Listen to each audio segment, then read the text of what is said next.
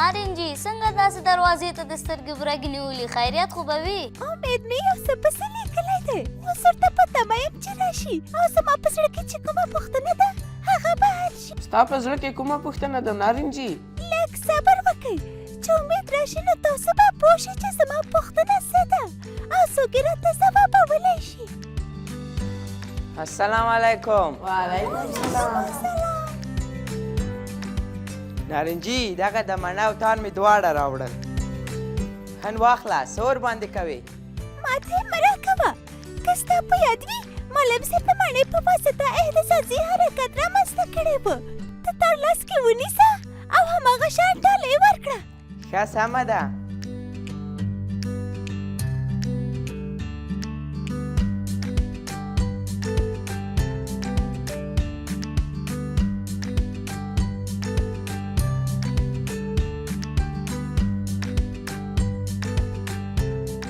نارنجي په دې خو موږ پوهېږو چې د مڼې خوشې کول سره اهتزازي حرکت رامنځته کیږي. او اوس به معلومه شي چې تاسې پوهېږئ او که نه. کوم تار پورې چې مڼه تړل شوې ده دا خو د تعادل نقطه شوه.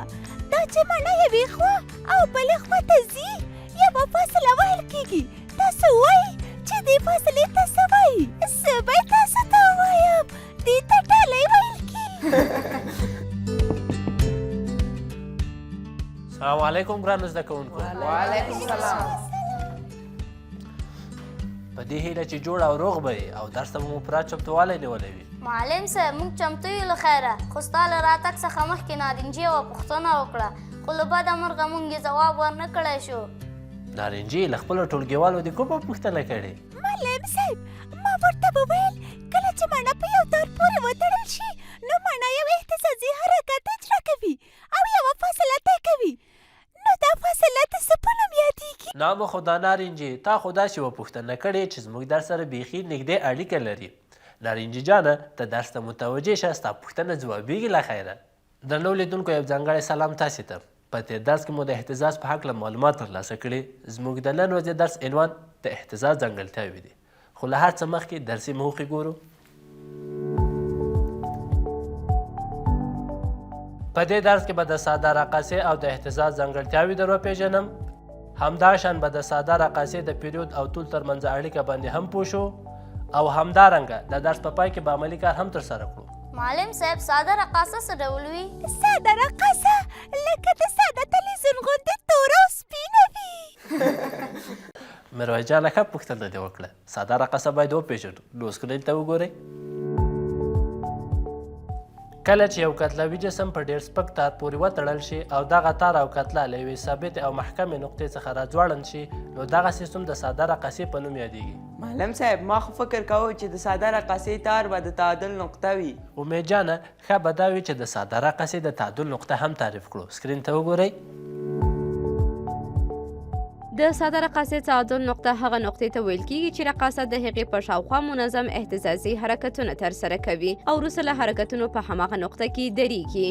معلم صاحب د رقاصې تار هم کوم نوم لري او که همدا تار ورته ویل کېږي؟ مایوان جانه تار دی کوم بل نوم نه ورته ایښودل کېږي. البته د تار له یو سر څخه تر بل سره پورې فاصلې ته نوم لرو چې د ساده رقاصې طول ورته وایي. ستاسو د لا پوهاوي لپاره به ساده رقاصې طول هم وګورو. راځئ سکرین ته وګورئ.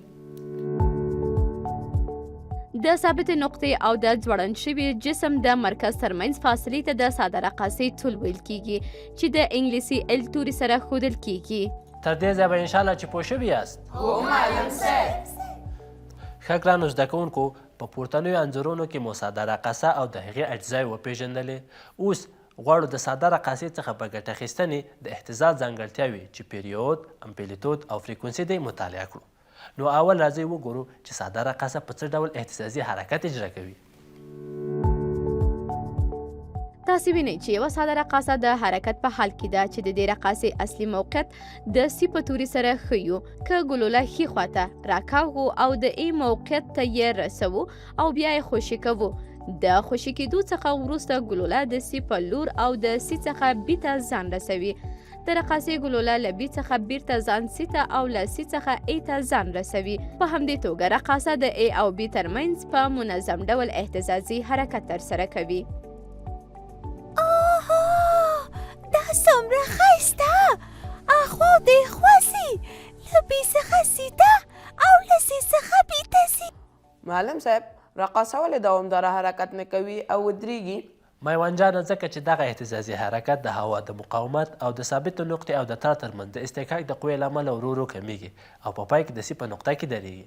ښه ګرانو زده کوونکو اوس راځئ د اهتزازي حرکت لومړی مشخصه یعنې امپلیتود مطالعه کړو او په دې سره به د نارنجي د پوښتنې حل هم پیدا شي. تاسو سکرین ته وګورئ. د ساده رقاصې په یوه اهتزازي حرکت کې د سی ای او سی بي نقطو ترمنځ واټنونه مساوي دي، یعنې سی ای فاصله مساوي ده د سی بي سره.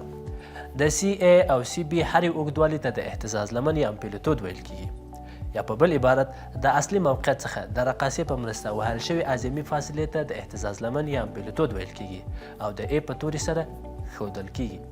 د واحداتو په نړیوال سیستم یا اس آی کې د امپلیتود یا د اهتزاز لمن د اندازه کولو واحد متر دی. نارنجي ستا پوښتنه خو ځواب شه. اوس ووایه چې د مڼې په واسطه ښي او چپ طرف ته وهل شوي فاصلې ته څه ویل کیږي؟ هغې ته بلوټوټ وایي. نارنجي بلوتوت نه امپلیتود. معلم صاحب کله چې یو جسم د اهتزاز په حالت کې ځي راځي نو دغه ټول تګ راتګ وخت ته څه وایي؟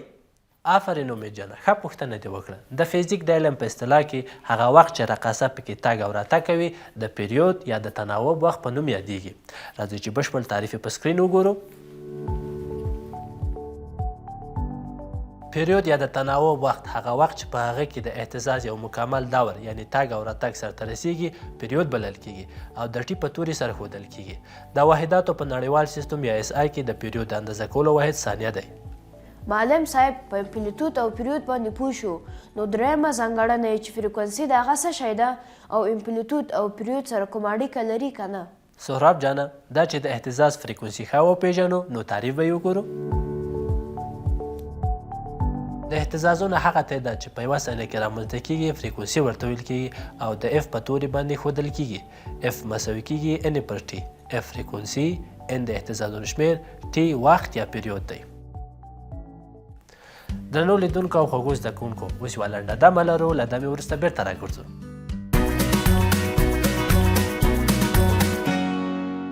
درنو لیدونکو او خوږو زده کوونکو یو ځل بیا ستړي مه شئ. ښه، د اهتزاز د فریکونسي تعریف خو مو یاد کړ. که څوک کومه پوښتنه لري نو کولی شئ. معلم صاحب پیریود لپاره هم کوم فرمول شته او دا دواړه کوم اړیکه لري که نه؟ هو میرویس جانه، د پیریود لپاره فرمول لرو، خو دا فرمول به د فریکونسي د فرمول په مرسته پیدا کوو. تاسو سکرین ته وګورئ. د پیریود لپاره لیکلی شو چې اف مساوي کیږي یو پر ټي او ټي مساوي کیږي یو پر اف، یعنې په اصل کې زموږ د پیریود فرمول څه شی دی؟ ټي مساوي کیږي یو پر اف. ښه نو زده کوونکو د لا ښه پوهاوي لپاره سکرین ته ځیر شئ. د فریکونسي رابطې په پام کې نیولو سره د فریکونسي د اندازه کولو واحد د پیریود د واحد معکوس یعنې یو پر ثانیه دی چې د فریکونسي دې واحد ته هرټز هم ویل کیږي. هرټز د اهتزاز هغه فریکونسي ده چې په یوه ثانیه کې اجرا کیږي. هرټز د ایچ زاید په تورو سره ښودل کیږي. ښه نو زده کوونکو د موضوع د لا ښه پوهاوي لپاره به یو مثال ته اشاره ولرو. که چیرته یوه ساده رقاصه 20 اهتزازونه په 10 ثانیو کې وکړي نو د ساده رقاصې د اهتزاز فریکونسي او پیریود معلوم کړئ. راځئ چې په ګډه یې په تخته کار کړو. زموږ د اهتزازونو شمیر 20 دی، وخت 10 ثانیې دی، فریکونسي او پیریود نامعلوم دی. د فریکونسي فرمول عبارت دی له اف مساوي کیږي ان پر ټي.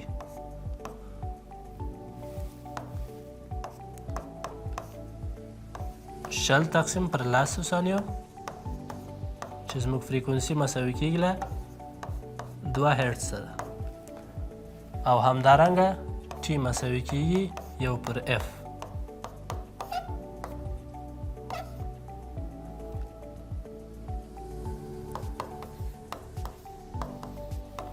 نو زموږ پیریود څو 0.5 ثانیې. له ځان سره یې ولیکئ.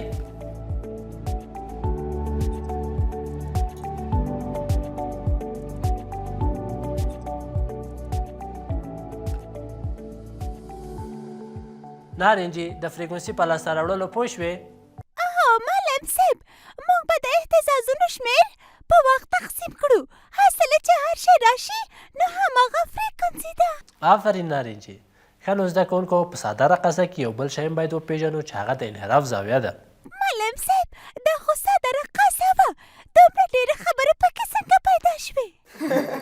نارنجي جانه د ساده رقصې مقصد دا نه دی چې هیڅ به نه لري.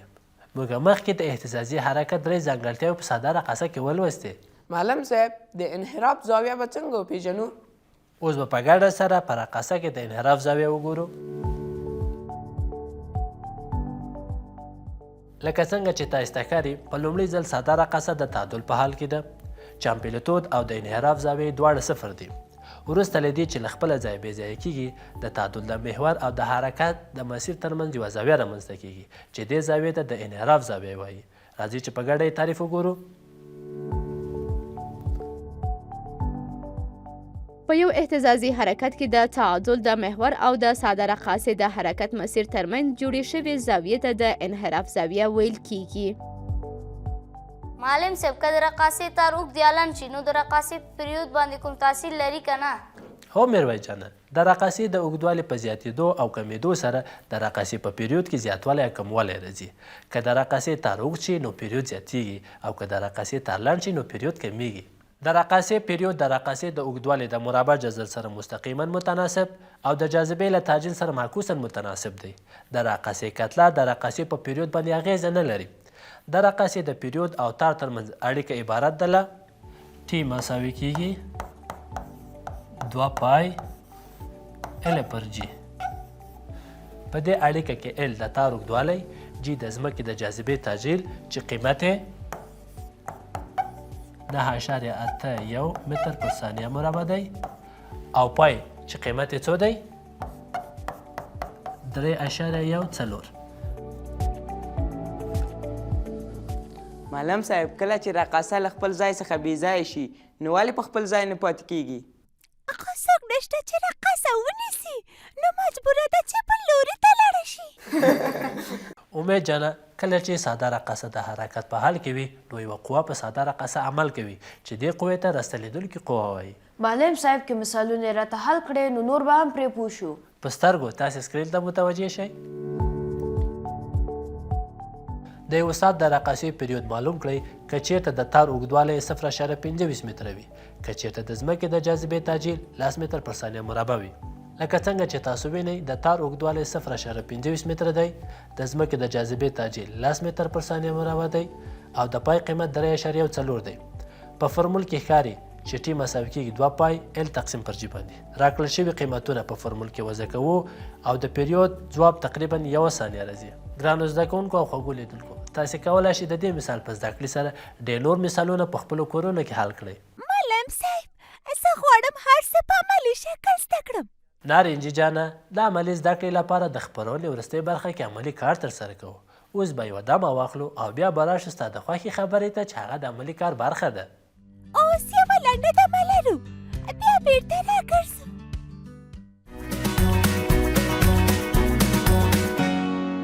درنو لیدونکو او ګلالیو زده کوونکو، خپرونې ته یو ځل بیا ستړي مه شئ. د فزیکس هم خپرونه کې د تل په څېر په پای کې نن هم عملي کار ترسره کیږي. په دغه عملي کار کې به موږ د اهتزاز ځانګړتیاوې عملاً وګورو. د دې تجربې لپاره موږ لاندې وسایلو او توکو ته اړتیا لرو. لومړی د رقاصې لپاره یو سټنډ، 50 سانتي تار، 200 ګرام وزن، یو کاغذ، 3 رنګه مارکرونه، یو خطکش، یو دانه سټاپ واچ، پنسل او یوې دانې کتابچې ته اړتیا لرو. معلم صاحب په دغه عملي کار کې به څو تنه برخه اخلي؟ نارنجي په فعالیت کې باید ټول زده کوونکي یو شان برخه واخلي، ځکه د عملي کار هدف دا دی چې زده کوونکي کار وکړي. واورېدل، هلئ نو د فعالیت د میز تر څنګ ودرېږئ او چې څنګه درته معلم صاحب وایي هغه د زړه په غوږونو واورئ. د دې لپاره چې د وخت ضایع کېدو څخه مخنیوی وشي موږ رقاصه مخکې له مخکې څخه تیاره کړې ده. ښه ګرانو زده کوونکو، امید په هغه کاغذ چې په میز پروت دی یوه صفري نقطه رسموي، بیا به د صفري نقطې دواړو خواو ته یعنې کیڼ او ښي لور ته تر 6 پورې عددونه لیکي. رقاصه باید په کاغذ داسې عموداً ځوړنده وي چې له کاغذ سره تماس ونه لري. میرویس به رقاصه د تعادل حالت څخه تر اختیاري نقطې چې کیدای شي 4.5 یا هم 6 کش کوي او بیرته به یې پرېږدي. نو په دې وخت کې رقاصه په اهتزازونو راځي. عملي کار یې پیل کړی زده کوونکو.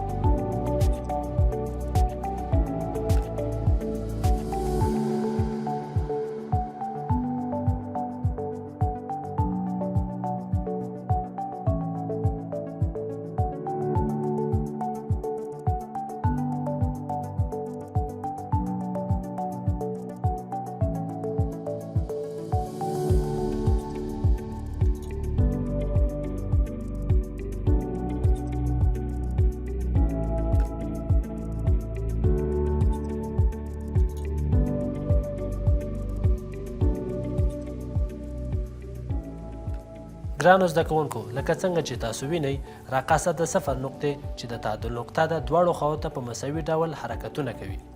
نو له صفر څخه تر 2 3 4 5 یا هم 6 پورې فاصلې ته د ساده رقاصې د اهتزاز لمن یا هم امپلیتود ویل کیږي.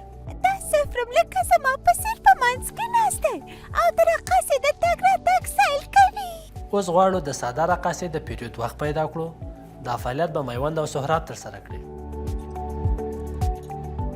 سهراب به د پرېښودو سره سم سټاپ واچ چالان کړي او هغه وخت به نوټ کړي چې په هغه کې رقاصه د ښي لور 6 عدد څخه چپ لور ته 6 عدد پورې ځي او بیا خپل لومړني ځای ته راځي او رقاصې ته به اجازه ورکړي چې 5 ځلې تګ او راتګ وکړي چې دغه تګ او راتګ به د میوند لخوا حساب کیږي. د 5 اهتزازونو په پوره کېدو سره به سم سهراب سټاپ واچ ودروي او تیر شوی وخت به په جدول کې ولیکي. ښه نو زده کوونکو خپل کار پیل کړئ. سهراب به سټاپ واچ واخله او میوند رقاصه د تعادل نقطې څخه کش کړه او بیا یې خوشې کړه.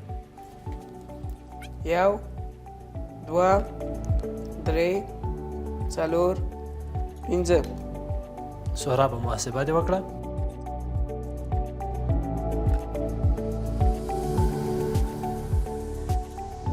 د اهتزازونو د تګ او راتګ وخت 10 ثانیې شو.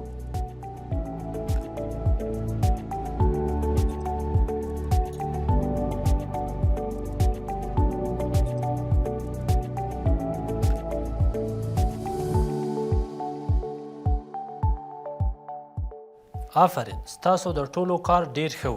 اوس نو خپلو ځایونو ته لاړ شئ او نتیجه به په جدول کې ولیکو.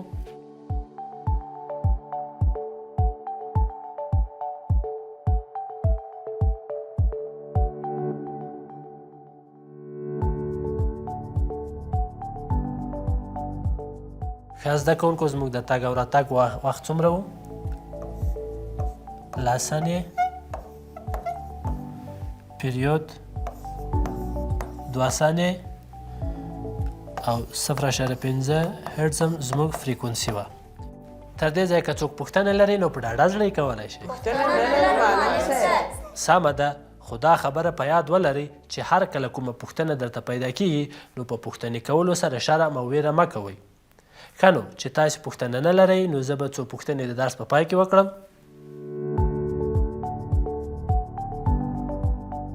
ساده رقاصه څه ته وایي؟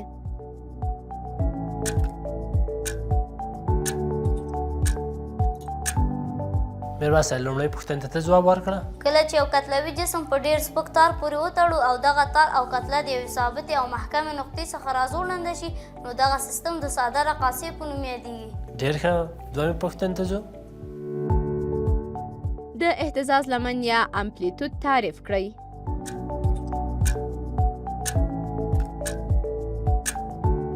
دویم پوښتنې ته به میوند ځواب وایي.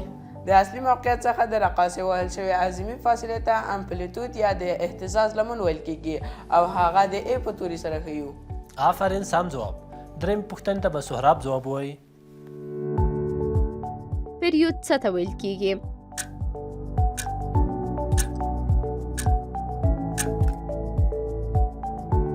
هغه وخت چې په هغه کې د اهتزاز یو مکمل دور سرته رسیږي پیریود بلل کیږي.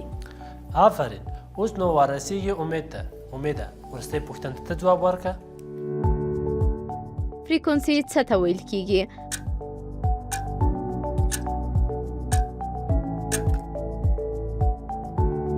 د اهتزازونو هغه تعداد چې په یوه ثانیه کې منځته راځي فریکونسي بلل کیږي.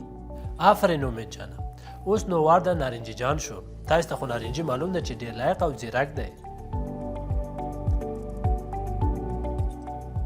نارنجي ځواب ته ځان چمتو کړه. د وخت پیریود او د فریکونسۍ د اندازه کولو واحدات څه دي؟ د واحداتو په نړیوال سیستم کې د وخت پیریود د اندازه کولو واحد ثانیه او د فریکونسۍ اندازه کولو واحد هرتز دی. شاباس نارنجي. درنو لیدونکو او ګرانو زده کوونکو، د خپرونې د پای شیبې دي. نو د درس لنډیز ته به یوه کتنه وکړو، بیا به درڅخه رخصت واخلو. د درس پایلې: کله چې یو کتلوي جسم په ډیر سپک تار پورې وتړل شي او دغه تار او کتله له یوې ثابتې او محکمې نقطې څخه راځوړند شي، نو دغه سیستم د ساده رقاصې په نوم یادیږي. د تعادل موقعیت څخه د رقاصې اعظمي فاصلې ته امپلیتود ویل کیږي او د اندازه کولو واحد یې متر دی. د یو مکمل اهتزاز وخت د پیریود یا د تناوب د وخت په نوم یادیږي. اهتزازونو هغه تعداد چې په یوه ثانیه کې رامنځته کیږي فریکونسي بلل کیږي. د ساده رقاصې د پیریود او فریکونسۍ ترمنځ غیر مستقیمه اړیکه موجوده ده. د ساده رقاصې پیریود د ساده رقاصې د تار اوږدوالي سره مستقیمه اړیکه لري، خو په کتله پورې هیڅ اړیکه نه لري. درنو لیدونکو او ګرانو زده کوونکو، دا وه زموږ د نن ورځې خپرونه. تر بلې خپرونې مو لوی الله مل شه.